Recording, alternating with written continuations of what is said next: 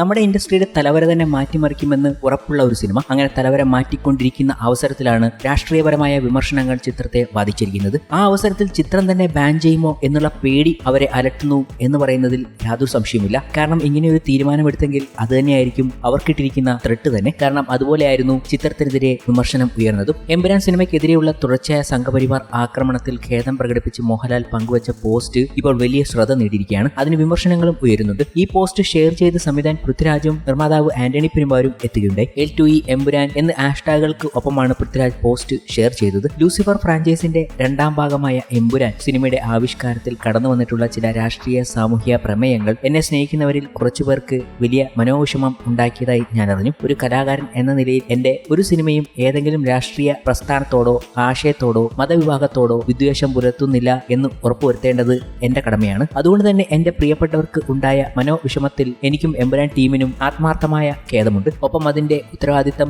സിനിമയ്ക്ക് പിന്നിൽ പ്രവർത്തിച്ച ഞങ്ങൾ എല്ലാവരുടേതുമാണ് എന്ന തിരിച്ചറിവോടെ അത്തരം വിഷയങ്ങളെ നിർബന്ധമായും സിനിമയിൽ നിന്നും നീക്കം ചെയ്യാൻ ഞങ്ങൾ ഒരുമിച്ച് തീരുമാനിച്ചു കഴിഞ്ഞു. കഴിഞ്ഞ 4 പതിറ്റാണ്ട് നിങ്ങളിൽ ഒരാളായാണ് ഞാൻ എന്റെ സിനിമാ ജീവിതം ജീവിച്ചത്. നിങ്ങളുടെ സ്നേഹവും വിശ്വാസവും മാത്രമാണ് എന്റെ ശക്തി. അതിൽ കവിഞ്ഞൊരു മോഹൻലാൽ ഇല്ല എന്ന് ഞാൻ വിശ്വസിക്കുന്നു. സ്നേഹപൂർവ്വം മോഹൻലാൽ എന്നായിരുന്നു അദ്ദേഹത്തിന്റെ വാക്കുകൾ. കഴിഞ്ഞ വ്യാഴാഴ്ചയായിരുന്നു എമ്പുരാൻ തിയേറ്ററുകളിൽ എത്തിയത്. ചിത്രം പുറത്തിറങ്ങിയതിന് പിന്നാലെ വിവാദവും പൊട്ടിപ്പുറപ്പെട്ടു. ഗുജറാത്ത് കലാപവുമായി ബന്ധപ്പെട്ട ചിത്രത്തിൽ ചില പരാമർശങ്ങൾ ചൂണ്ടിക്കാട്ടി എമ്പുരാനെതിരെ ബഹിഷ്കരണാഹ്വാനമായി സംഘപരിവാർ രംഗത്തെത്തി. ബുക്ക് ചെയ്ത ടിക്കറ്റുകൾ വരെ ചിലർ ക്യാൻസൽ ചെയ്തിരുന്നു. ചിത്രത്തിനെതിരെ RSS മുഖപത്രമായ ഓർഗനൈസറും രംഗത്തെത്തിയിരുന്നു. ഈ വിഷയങ്ങൾ അങ്ങനെ രൂക്ഷമായ അവസ്ഥയിലേക്ക് എത്തിയിരിക്കുകയാണ്. ചിത്രത്തിന് ചിലപ്പോൾ ബാൻ തന്നെ വീണേക്കാനുള്ള സാധ്യത. ഈ കാരണങ്ങളൊക്കെ കൊണ്ട് തന്നെയാണ് മോഹൻലാലും ചിത്രത്തിന്റെ അണിയറ പ്രവർത്തകരും ഈ തീരുമാനത്തിലേക്ക് എത്തിയത് എന്ന് പറയുമ്പോൾ പലരും വിമർശിക്കുകയാണ്. വിമർശിക്കുമ്പോഴും മോഹൻലാലിനെ നിങ്ങൾ മനസ്സിലാക്കണം എന്നുകൂടിയാണ് പറയാനുള്ളത്. ലാലേട്ടന് സംഘിപ്പട്ടം ചാർത്തുന്നവരോട് പുള്ളി ഒരു പാപം മനുഷ്യനാണ്, നാളെ ഇനി മറ്റൊരു സിനിമയിൽ മുസ്ലിം മതവികാരം വ്രണപ്പെട്ടു എന്ന് പറഞ്ഞാലും ലാലേട്ടൻ ആ സീൻ കട്ട് ചെയ്തോടാൻ പറയും, അതാണ് ലാലേട്ടൻ എന്നുകൂടി ഓർമ്മപ്പെടുത്തിയാണ്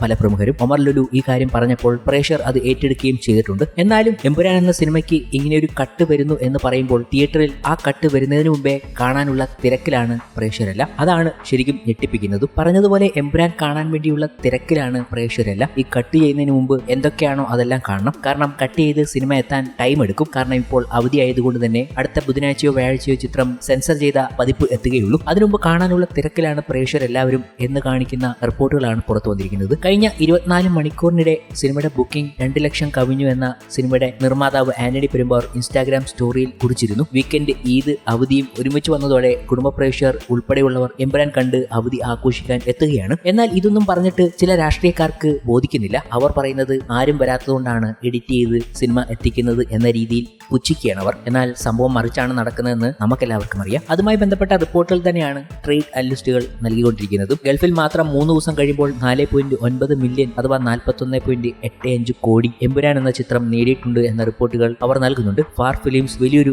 ബ്ലോക്ക് ബസ്റ്റർ വിജയമാണ് എമ്പുരാനിലൂടെ നേടാൻ പോകുന്നത്. ബാഹുബലി 2-നെയൊക്കെ ബീറ്റ് ചെയ്തുകൊണ്ടാണ് മോഹൻലാലിന്റെ എമ്പുരാൻ അവിടെ വിളയാടുന്നത്. കൂടാതെ കറണ്ട് ബുക്കിംഗ് സ്റ്റാറ്റസുകൾ ബുക്ക് മൈ ഷോയിലൂടെ എടുത്താലും ലാസ്റ്റ് 1 മണിക്കൂറിൽ 25.75K ടിക്കറ്റുകളാണ് വിറ്റുകൊണ്ടിരിക്കുന്നത്. ഇങ്ങനെ നോക്കുമ്പോൾ ഇന്ന് കേരളത്തിൽ ഞായറാഴ്ച 10 കോടിക്ക് മുകളിൽ എമ്പുരാൻ നേടും എന്നാണ് അവർ കണക്കുകൾ നിരത്തി പറയുന്നത്. ഇതുവരെയുള്ള കണക്കുകൾ എടുക്കുമ്പോൾ തന്നെ 9.1 കോടി കേരള ബോക്സ് ഓഫീസിൽ നിന്ന് തന്നെ നേടിയിട്ടുണ്ടെന്നും റിപ്പോർട്ടുകൾ ഉണ്ട്. 4ാമത്തെ ദിവസം ആഗോള റിപ്പോർട്ട് പരിശോധിക്കുകയാണെങ്കിൽ എമ്പുരാൻ എന്ന ചിത്രം 150 കോടി മറികടന്നു എന്നതാണ് അവർ പറയുന്നത്. എന്തായാലും എമ്പുരാന്റെ ഈ പോക്ക് കണ്ടിട്ട് ഗ്ലോബൽ ബോക്സ് ഓഫീസിലെ റിപ്പോർട്ടുകൾ വരുമ്പോൾ 150 മറികടന്നു എന്ന രീതിയിലാണ് അവർ നൽകുന്ന റിപ്പോർട്ടും. അതൊരു ഞെട്ടിപ്പിക്കുന്ന സംഖ്യ തന്നെയാണ്. നമ്മൾ വിചാരിക്കുന്നതിന് മുമ്പേ തന്നെ എമ്പുരാൻ എന്ന ചിത്രം 200 കോടി മറികടക്കും. 10 ദിവസം പോലും വേണ്ടിവരില്ല എന്നാണ് ഒരു കണക്കൂട്ടൽ. കൂടാതെ ലേറ്റ് നൈറ്റ് ഷോയിലും പല റെക്കോർഡുകൾ തീർത്തുകൊണ്ടാണ് ആദ്യ ദിവസം മുതൽ എമ്പുരാന്റെ പോക്ക് നമ്മൾ കേരള ബോക്സ് ഓഫീസിൽ കാണുന്നതും. ആദ്യ ദിവസം ലേറ്റ് നൈറ്റ് ഷോസ് നടന്നത് 516 ആയിരുന്നു. അത് ഒരു റെക്കോർഡായിരുന്നു. 2ാം ദിവസം 390 ലേറ്റ് നൈറ്റ് ഷോകൾ നടക്കുകയുണ്ടായി കേരള ബോക്സ് ഓഫീസിൽ. ഇപ്പോഴിതാ